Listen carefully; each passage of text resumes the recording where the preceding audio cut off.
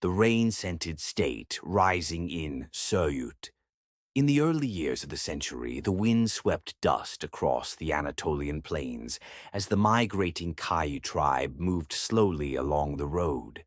At night, children slept by the fire, men stood guard, and women dreamed of a new homeland. These people were a handful of Turks who had escaped the Mongol storm with their lives. At the head of the tribe stood a man, Ertuğrul Gazi. His voice was strong, his gaze stern, yet his heart was full of mercy. One day, near Söğüt, in a pass where the Seljuk army clashed with Byzantine forces, Ertuğrul made his decision. He gathered his men.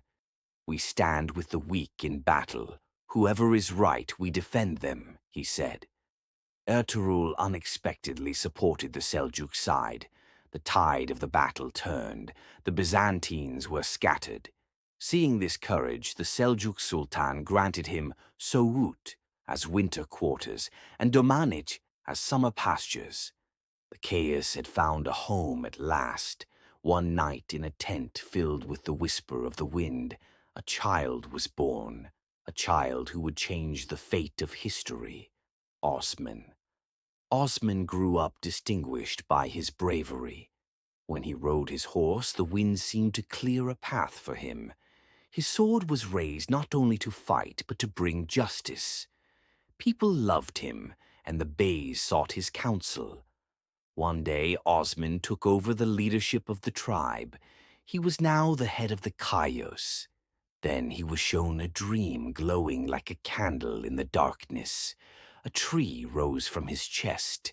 Its roots spread across the lands of Rum. It became a massive plane tree covering the sky.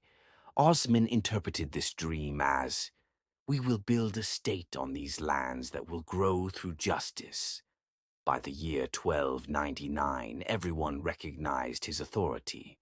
The Seljuks had collapsed, Byzantium was weak, and the borders were in turmoil. Osman declared his beylik in Söğüt. That day, a saying echoed through the Kayu camp. "Today, a small spark has been lit. Tomorrow, this spark will shine across 3 continents." No one understood it at the time, but history had already begun to write itself. And that spark would grow into an empire,